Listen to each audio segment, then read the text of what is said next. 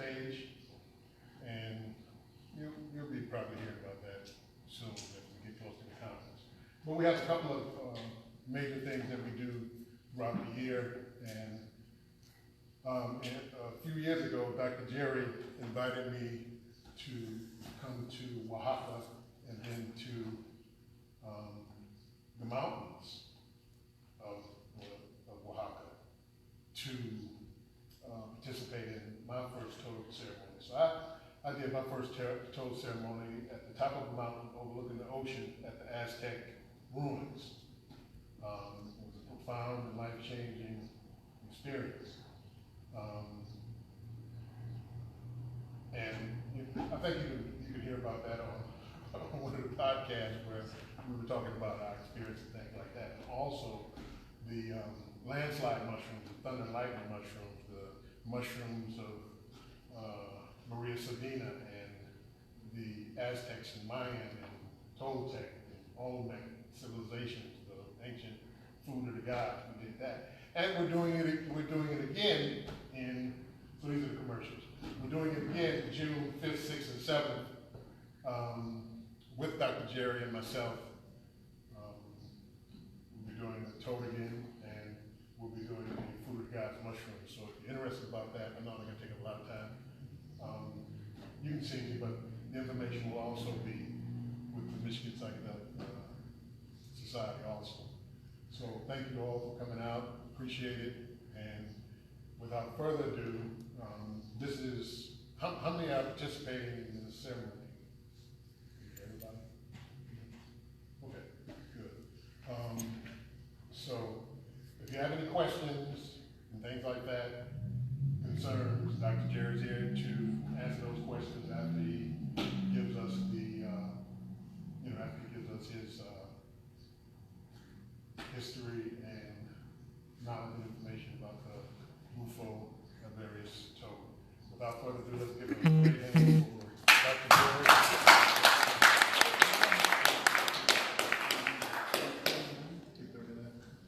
What's she coming on? Same?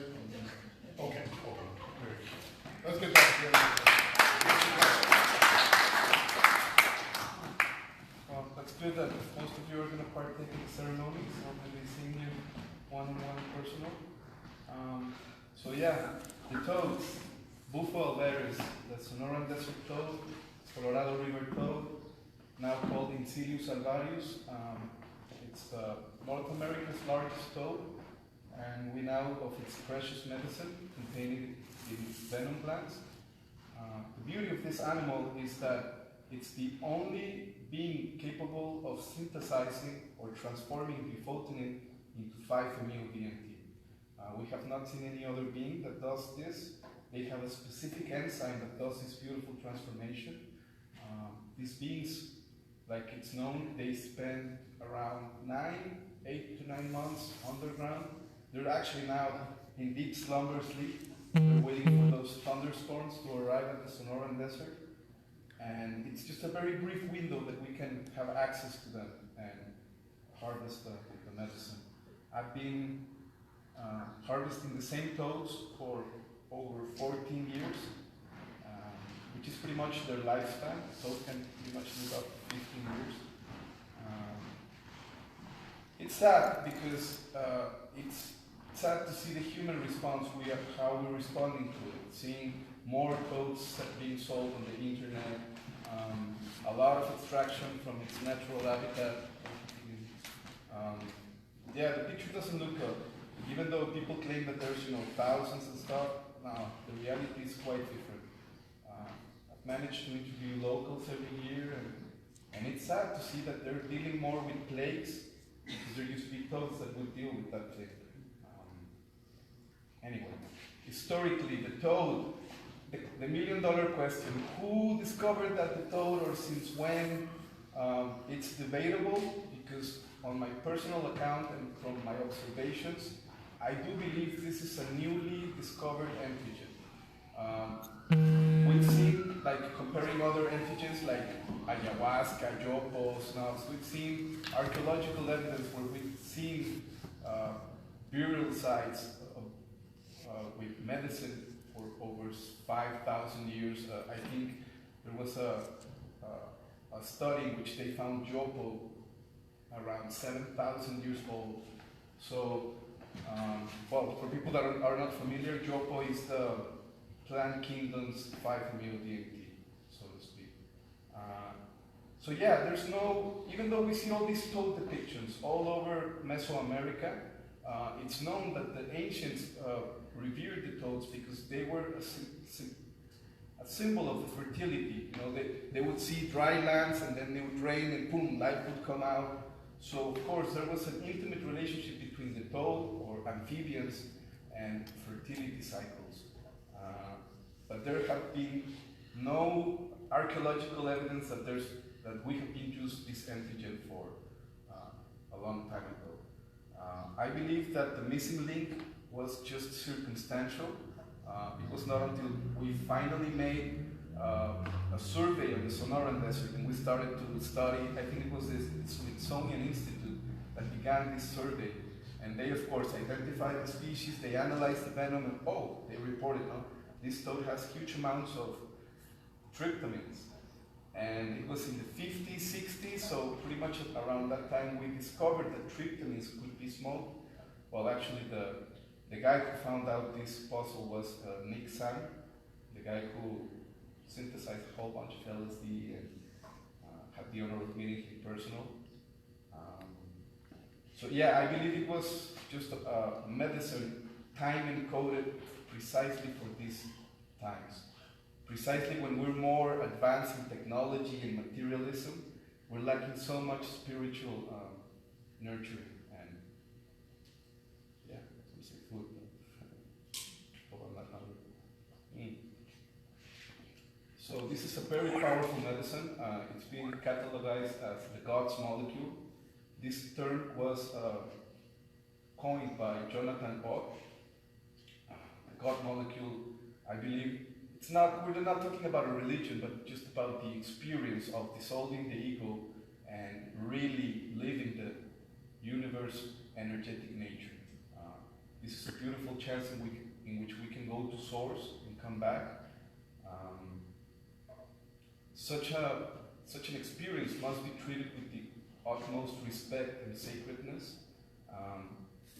Me, I'm a medical officer. I use my medical background, of course, to solve any emergency if it arises, but basically I'm just a holder of the space. I hold that space for you so that you can have a unique experience without any interference whatsoever and without any influence, like external or personal influence, because this medicine, I believe, is the smartest medicine I've encountered in my life. This medicine does the whole work by itself. There's no need of a shaman that needs to interpret what the spiritual world is telling you to apply to a participant's life. This medicine really allows us to live the truth or to live the singularity within ourselves by self-realization. And this is priceless. I've seen, they asked me how many people have I facilitated in these 14 years. I think it's been over 7,000 people. And it's just beautiful to see that regardless of the religion, their political, I have identified many ways people have reacted to this beautiful medicine, but at the end it's so personal, so individual to see how ego is dissolving, and that by itself is something huge, something that many of us can definitely use in constant exposures. We've managed to build cathedratical egos, and I think we are in most need now to live this kind of singularities, reaching truth by self-experience for sure. What else can I share?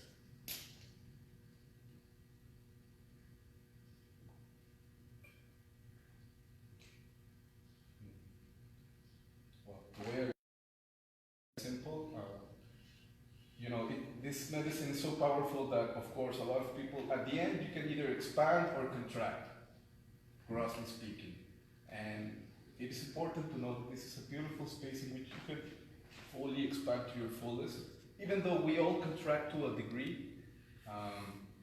My presence, even though it's not like active, me and my assistant and my partner, we kind of like provide a balanced risk in which unexperienced psychonauts reach the wrongful assumptions, you know, like their ego is being dissolved and then they actually believe that they're dying and they need to stop that process, or,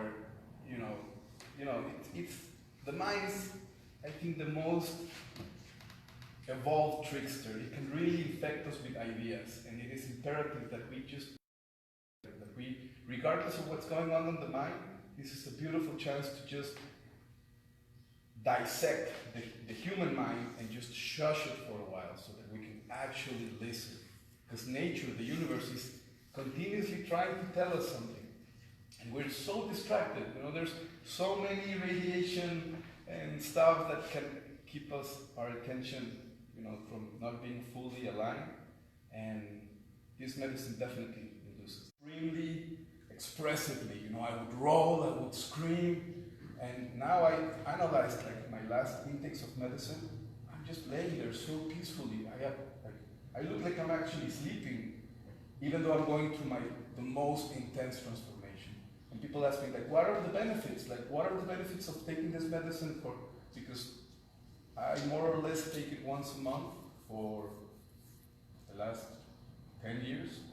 And why would you do that? My personal case, it's a way of self-whipping myself. By the end of the month, unfortunately, we're told, no matter how beautiful experience we can evoke, by the end of the month, the light of that experience dissipates and fades away. And I've seen many people that, are looking backwards or downwards when they should be looking, upwards and onward. So this is a beautiful way to stay aligned. Needless to say that my life has changed, of course. I think I've been dealing with some sort of PTSD because I am a wounded healer, and I also I'm doing my own personal work and stuff. But I acknowledge that it is because of this medicine that I am becoming a better brother, a better son, a better father, a better human being at the end. And I am learning to really trust so that when that day comes of that final transition of this materialistic phase, hopefully I'll do it nobly and effortlessly and not try to, try to stop it or detract. This is just a beautiful opportunity. And I want to thank each and every one of you for being here and for partaking in the medicine, because at the end of the day, it has to be acknowledged. You need to glance at the mirror to see who you are and what you're made of, and especially if you want to peek under the rabbit hole. If you want to see what's beyond that hole, it takes courage, and that has to be acknowledged. 14 years ago, when I started this work, I was, so stupefied by it. I was like, yeah, I found God, I found it, and as soon as I pull out the crack pipe, they would be like, no, no. So there was a huge transformation because the world was not, or still I think, we fear a lot. And I'm still going to places and I'm still seeing the participants get so anxious, especially the day before, the night before, or even that day, they come to me and they're super anxious. And I believe that it is important to remind ourselves to relax ourselves, to be as most relaxed as possible, because there's certain indications to take in the medicine. This medicine, it's a single intake, and you need to hold that medicine because it's vaporized. It has to go through your lungs. So if you're too anxious, you might cough the medicine, you might not hold it, and there's a bit of non-compliance on that side due to excessive anxiety. And it's pointless, so it is important, if you have, personal rituals like meditation, deep breathing, just try to become as relaxed as possible. It really helps a lot. What else did we talk about?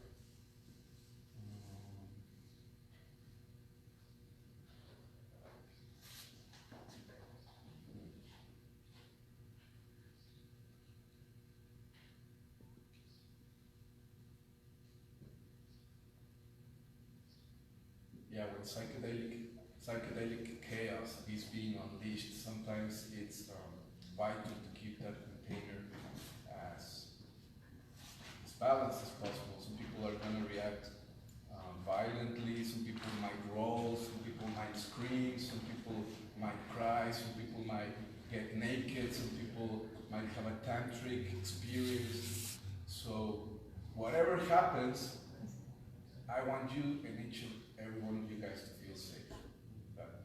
Do not fear what am I going to think, or, and it's not a competition to see who's better at it or not, because, everyone is like, how did I do? Like, everyone tells me, and I'm like, that's not the question, man. Like,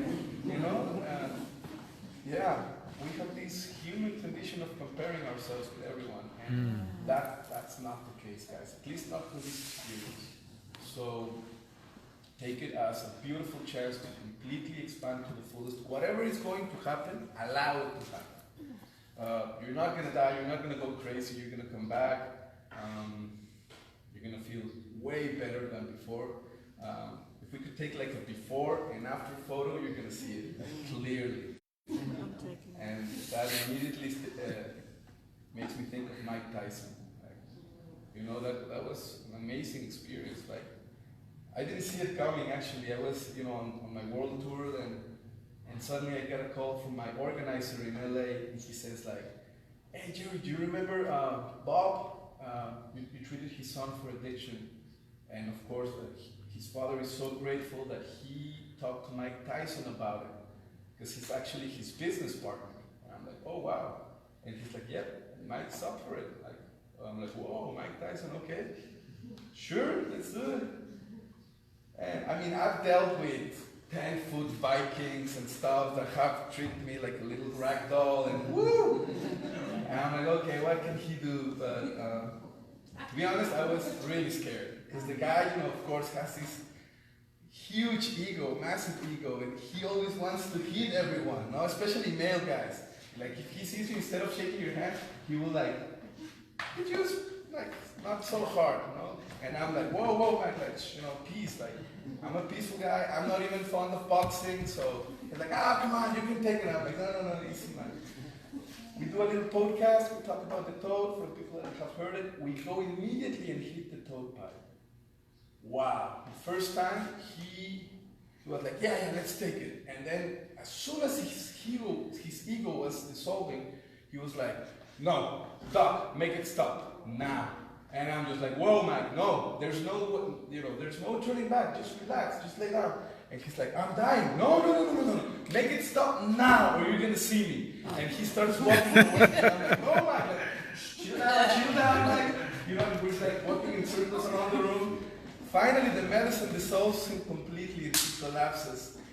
And I witnessed a beautiful transformation. He released all these demons and pain, and Mike Tyson is a person that would numb his emotions constantly. He would take huge amounts of antipsychotic medication, antidepressants, and if you want to see lucid Mike, you would have to see him before midday, because after midday, he was just gone. After seeing that rebirth, dying experience with Mike, the guy just sees me and he runs to me and kisses me in the mouth. Instead of hitting me, now he's like, thank you, man. And I'm just like, whoa. And he's like, can I go again? Really? Okay.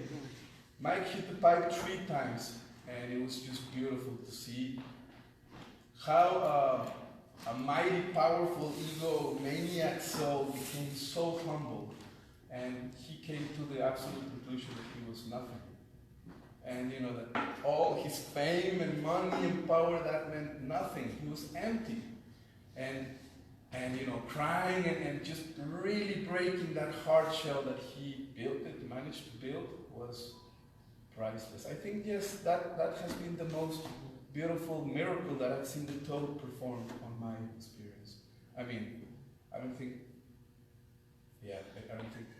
Mike Tyson can go unnoticed around the world, or that I have treated anyone as famous as him, but now he's super fond. So fond that he wanted to do toad every day. And I'm like, whoa, dude, no, like, relax. I mean, I would love to give you toad every day, but no, we have to treat these medicines with respect. We cannot abuse them. I've seen exactly that pattern of more, and the medicine, it gives you the opposite. Oh, you want power, you want light? Then boom, you're nothing, and those people experience nothingness, the emptiness, darkness, instead of light, love, absolute bliss. And they're like, whoa, why? Why? Of course. So I saw that pattern. I was like, no, relax.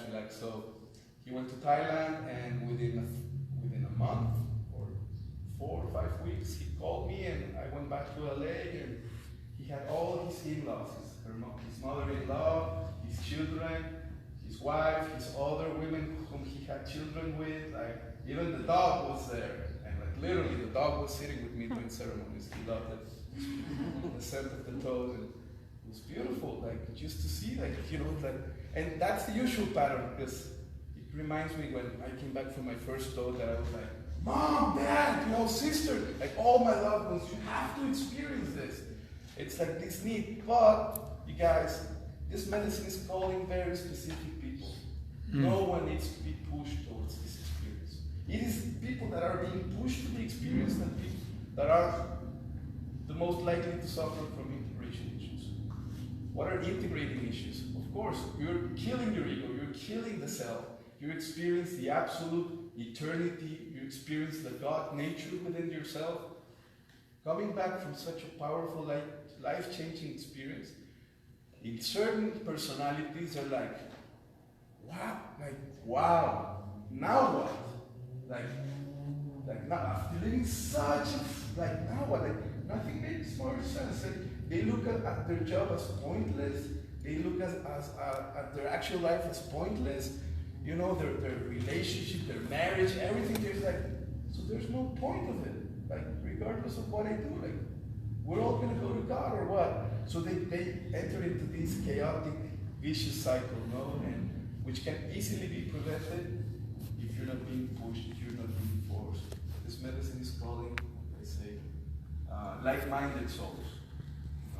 This is nothing but a huge amount of light and love at the end, and it's meant to be our birthright, but unfortunately, there's not totes enough for the whole world, hence not enough medicine for the whole world. Not the whole world is going to see the light. Even though we all have eyes, we have not a spiritual maturity to see the light and feel the love. And they put me sometimes in an awkward situation, basically between the wall and the sword, and the tip of the sword, because when they ask me, how did I do and stuff, and I'm seeing that for example, I'm just going to, X guy takes the medicine, he contracts, he doesn't allow the medicine, he loops in his emotional trauma. I give him more medicine. The medicine is showing clearly where he has to let go of all those emotions, yet he grasps to it. He can't, he's like, no. It's almost like an addiction. So they don't want to let go of the pain because they've been used to that pain for so long. So when they have a final chance to get away of that, they want to get a hold of it, to let go of it. So they come back from such an experience like, how did I do? And I'm like, dude, you could definitely go deeper. And even though I can be there telling you, let go, surrender, relax, it's personal work. And people who, it's very individual. It depends on why are you taking the medicine? What is the purpose of this? I don't want to ask, what's your intention? Because the medicine already knows. I assume that you're here because the medicine is calling you and you're looking for this experience. So yeah, please, everyone, just relax, release, allow the medicine to take you to source in the most majestic way. This is literally free base jumping into the heart of God. And people who do not see that or feel it, it's because they have that expectation already. They're here because they want to see God. And if they don't see God because God has a busy agenda, then they get disappointed. And they come to me, they're like, why? Or even people who have, impeccable lifestyles, and for some reason the toad wants to show them the opposite. Why? So it's fascinating. Is it our emotional state that is dictating the nature of our posterior experience? Who knows? I'm trying to analyze and to find what are the determinants of an individual having a good or a bad trip, challenging or a life-changing experience. And I'm analyzing variables such as moon phase, time of administration, emotional level. So besides you're gonna see me there, I'm gonna be also like recollecting data for research purposes. It's fascinating, and I think, well, I'm putting it like a mission. Find that missing link. Like, what can we? Is there like an astronomical or astrological clock that's saying good trip, bad trip, good trip, bad trip? So we have to take the medicine when it flips to good trip, so that everyone has a good trip. No? I wish we could find this because it's interesting. I mean, shocking as well. Like Buddhist, yogis, very impeccable, apparently impeccable lives that take the medicine and whoa, they experience the opposite. Well, changing subject and going soon to the questions and answers. My recent travels have taken me to the jungles of Venezuela. Because even though I was speaking about Jopo earlier, so in a nutshell, in this world, in this planet, there are two known organic sources of 5-MeO DMT, the buffalo berry spoke venom and the Jopo seeds.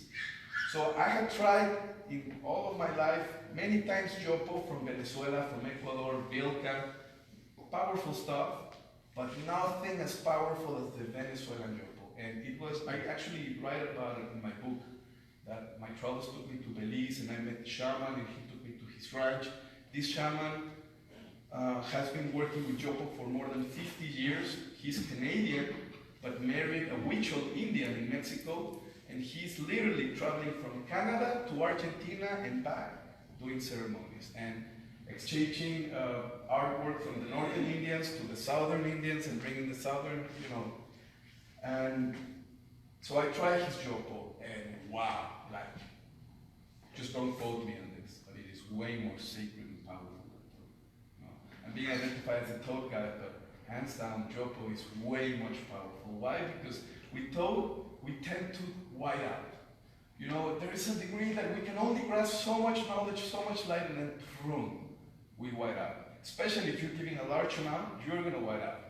And that's not the nature of the experience. We're here to remember. I do believe this is the most important verb we can apply to this lifetime. Remember. If we remember everything that has happened in our lives, I bet we would not stand on that same road over and over. But now we like to be distracted. Anyway, I'm diverting. Jopo. So, this in October, the grandson's shaman reached out to me by Facebook and he says, Dr. Gerry, my grandfather is having dreams of toads. And I'm like, wow. So he presents himself and his grandfather, Jose Luis from the Piaroa tribe. They live in the Orinoco Basin, 3 hours south of Ciudad Bolivar. That's close to the border of Brazil and Venezuela. And it's actually the river, if you keep on following it, becomes the Angel Falls, the biggest waterfall in the planet. So that's the tribe that live up there, and it's this grandfather who reached out in dreams, and I was like, wow, so let's trade medicine. Because I immediately recalled my first Jopo experience when I was very young, and it was quite powerful. Like, people talk about interdimensional beings and stuff, and it can be achieved with high doses of DMT, but I had never had a spiritual experience in which interdimensional beings came and did like surgery on me and stuff. Jopo was my first hand experience with it, and I was like, wow. I apparently had some lung cancer, and they dissected the thing, and I saw black flames coming out of my lungs, and pretty much like Constantine. I don't know if you saw that movie, when they pull out all of the I lived that, but with Jopo, and I was like, wow, okay. So anyway, that was me. 18, 19 years old. Now we travel to early January this year, and I'm like, you know what? I'm not gonna trade Jopo, dude. I'm gonna just go and meet him. I have to meet the shaman. So I go to Venezuela, They don't want to let me in Venezuela, even though I'm a Mexican, I have a Mexican passport. I don't need a visa to go to Venezuela.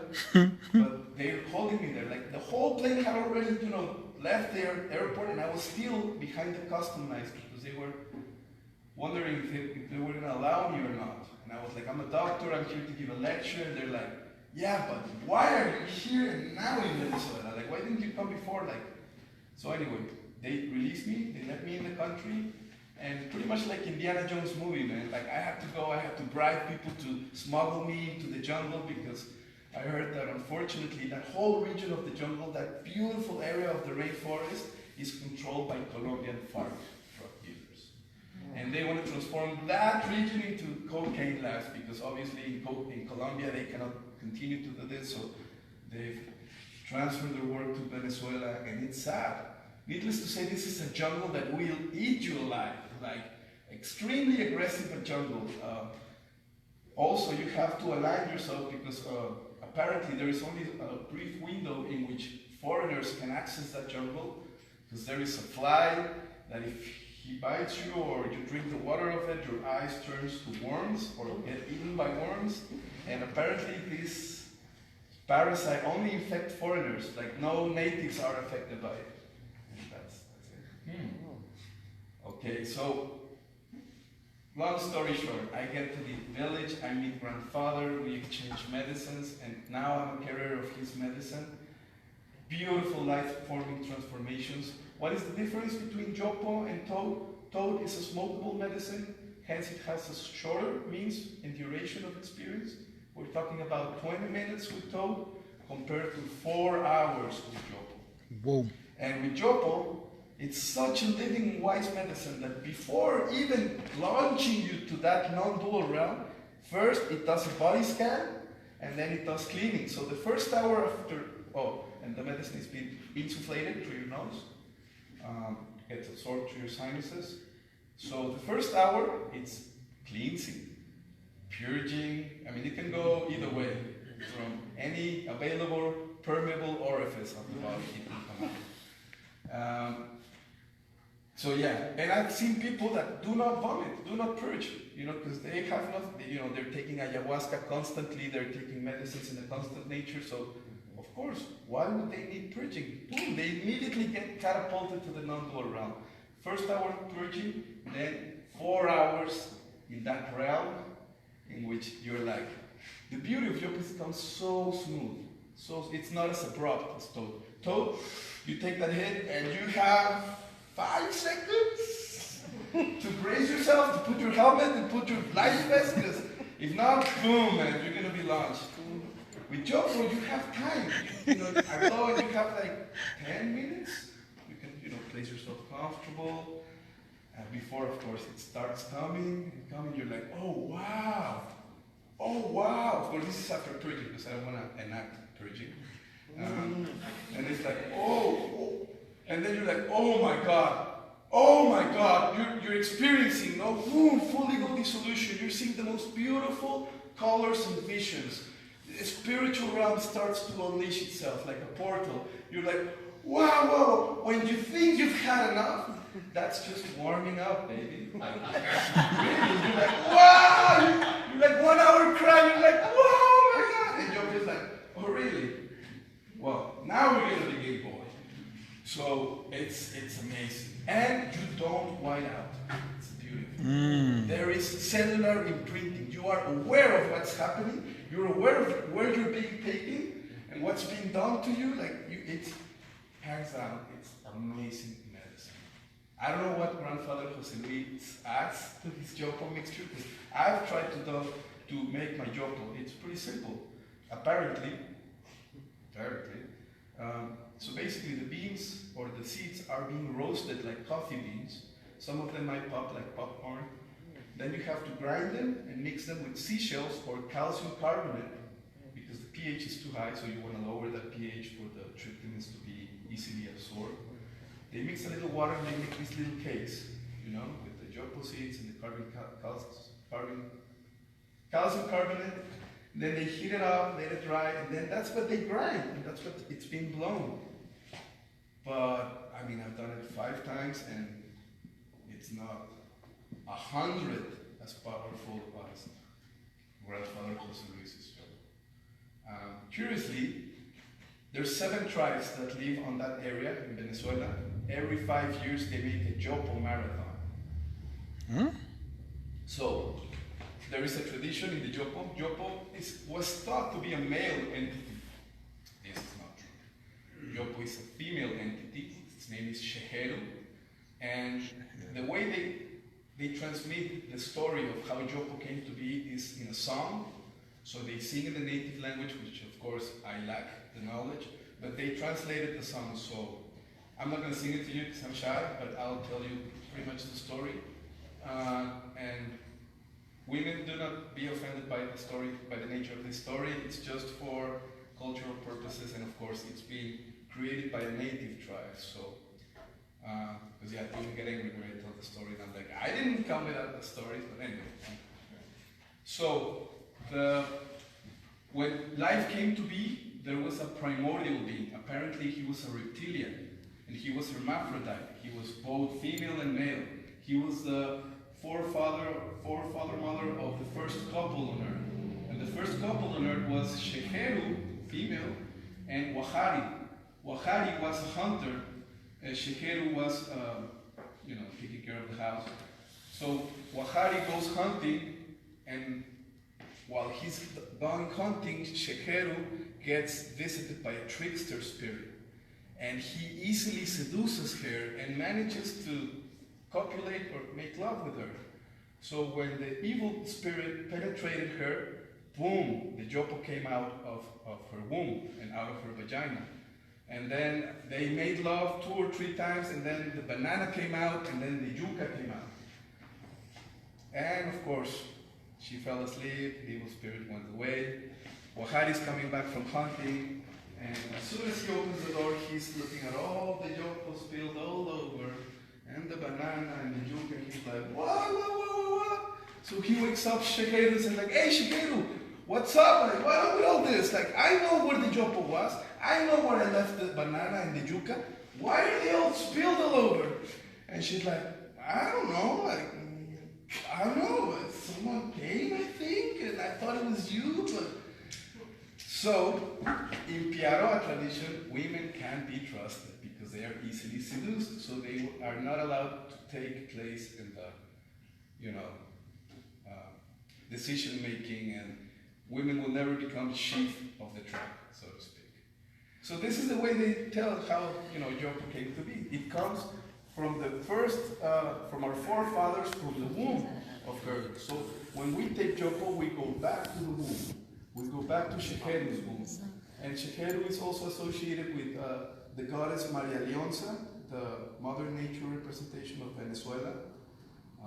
Fascinating country. Huge spiritual country, culture. Anyway. So, going back to the marathon. The marathon is like who can take the most Jopo and still sing the song without falling down. Like walking around and still singing the song.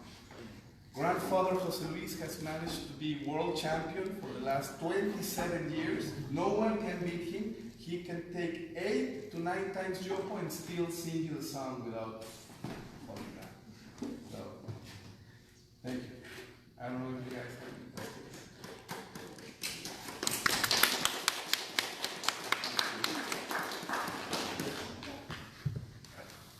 How many milligrams do you think is the correct standard? Well, I'm known to give like high doses of toad. You're talking about toad, right? Yes. So I always give 100 milligrams. Because I found 100, okay, I'm not giving you 100 milligrams of 5-MeO-DMT. That is absolutely, Yes, I was going to say. it's 100 milligrams of toad medicine, which roughly has up to 15% of 5-MeO, so you do the math, it's pretty much like 15 milligrams. Somewhere between 12 or 15 milligrams, that's a high dose. Because of course, the medicine is gonna dissolve the ego. Who wants to microdose? Who wants half a dose? Like, I don't know, like why would you wanna dissolve your ego halfway? No, you're here to take the lead. You're here to kill the ego, to experience God. There's no other way. And evidence-based medicine has shown me that 100 milligrams works.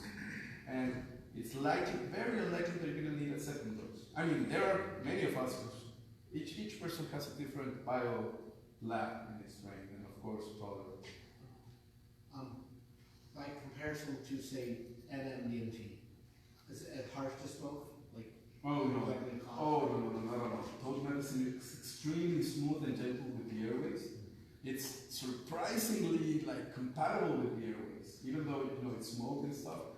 Any other smoke, weed, tobacco, you name it, is harsh for the lungs, harsh for the throat. Not to mention DMT crystals. From my experience, DMT is very difficult. Toad is literally like taking a long breath through your mouth with a tortilla hint. Yeah. How does it smell? Yeah, like, well, Like DMT? you know, if you saw Hamilton's Cornucopia, a guy says, buffalo peas and stuff like that. I'm like, whoa, man, I don't know about that. For me, it smells like burnt corn kernels, earthy, and sometimes a bit like, how to say, I'm smelling it. Yeah, burnt tortilla. Literally. Slightly chicken flavor also. But it's good. It's very, very good. Are there any reactions with any other medications? Good question. Okay, who's under any medications here? People can take anything as long as, for example, if you suffer from high blood pressure, if you need medication for high blood pressure, take it. Don't stop taking your medication for that. If you're taking for diabetes, take your medication. The only medication or the only thing that really messes up with the biopharmacology of 5-MeO-DMT is antidepressants, specifically monoamine oxidase inhibitors. Yeah, you know, the usual Prozac and stuff. Any other than that, we're good to go. Thyroid medication, no problem. Cancer medication, no problem. AIDS medication, no problem. Antibiotics, why are you taking them? I don't know, but you should. I got a question. No problem with steroids. When you are consuming the toad, suppose you say you want to do like DMT and you add a MAO to it? You can't. Okay. That's contraindicated. Actually, I had a guy who didn't tell me this. Yeah. He was like a groupie. He would follow me everywhere, and he took 5 grams of Syrian root, waited half an hour, and then he showed up. And he's like, I'm ready, doc. And I'm like, what? Like the usual dose, man? Yeah, the usual dose. And I immediately knew something was wrong with his process, because literally his brain was gonna fry if I didn't identify that. We had to submerge him in, an ice cold bathtub and put out, like a neuroanalytic just to bring him back up. Did you?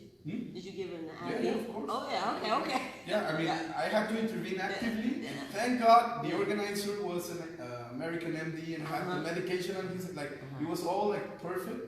We were able to say, but don't do that. Don't, there's no need to mess with what nature already intends for you to have.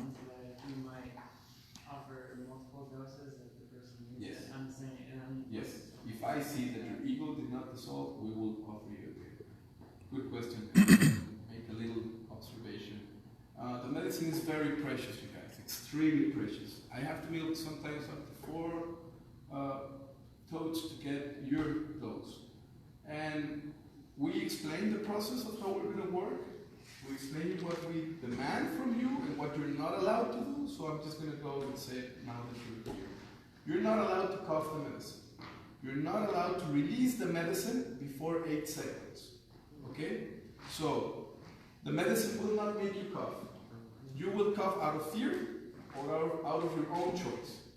If you cough the medicine, you spoil the dose to it. Okay? If you release that medicine, you need to take that medicine, you need to inhale for 8 seconds. So, my advice, exhale before hitting that pipe. Slowly.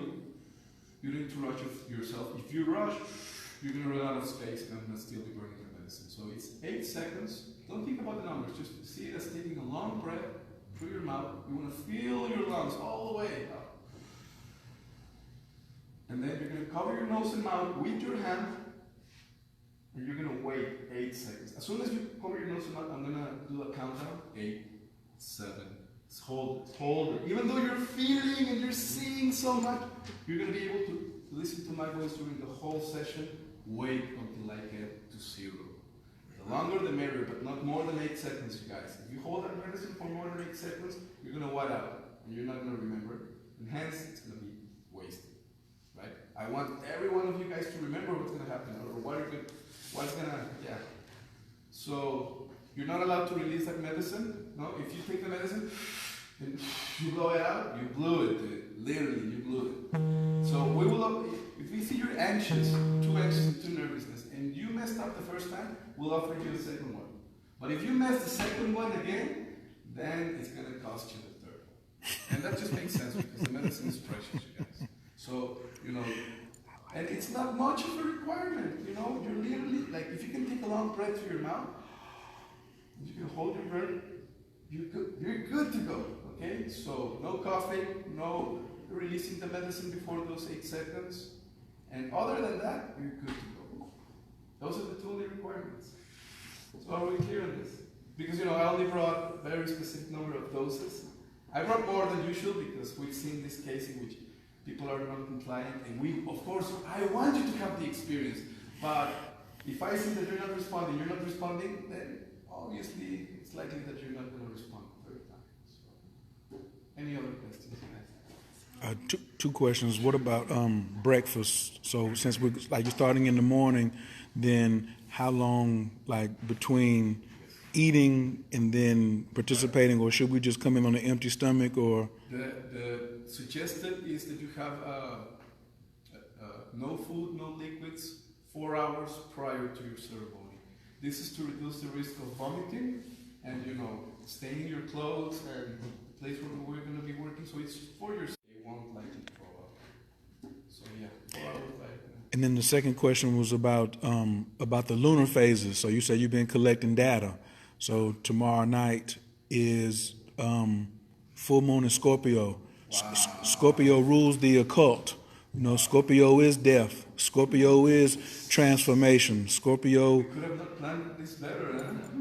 I told him he set me up. So, and then the sun is in Taurus. So you have this, you know, the full moon is when the sun is exactly opposite, the moon is directly opposite the sun. And so you have one of the hugest, and they're both fixed signs. So without getting into that, what has been your gathering of data or your experience between full moon dosing and new moon dosing? I've just started this study. I just recently started. So I've just collected 100 cases, and so I'm still on the gathering information. But I've seen like a pattern that the more light that is thrown to the moon, the higher the chances you're going to have an entheogenic phase. When, you know, the waxing, when it's, you know, fading, that seems to be also like a determinant factor. But I don't want to come to a conclusion right now, but just from these people that I saw, like the more we come closer to full moon, it seems to be more favorable. But it's also going, you know, there's different elemental moons.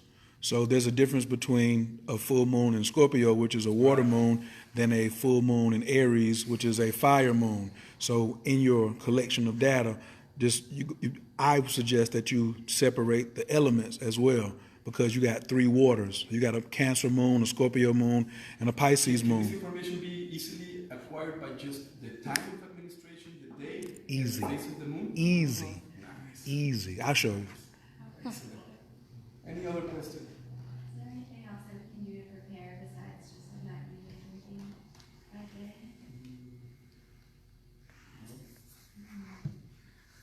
Just, you know, try to get a good night's sleep if you can. Get a good meal tonight. Yeah, just whatever works for you to be as relaxed as possible and open. Cannabis and toad. That's a, you know, a must question now that I hear is recreational here. Indica sprays tend to relax you and are highly suggested if you're too anxious. You smoke some pot and it's actually gonna enhance a bit the tryptamines of your experience. So it is suggested that if you're too nervous, you can smoke a little bit of pot. Sativa tends to synergize the tryptamines, and especially if you're coming back from the toad, if you have sativa, you might unleash that vibrational state again. Let's give Dr. Gerry a hand.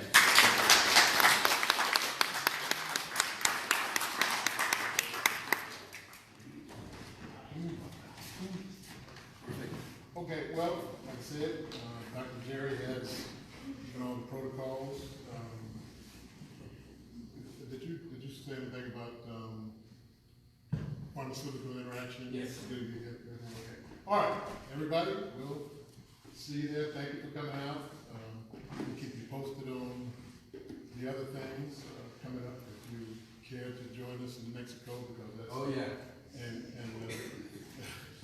San Jose, Pacifico is the mushroom town.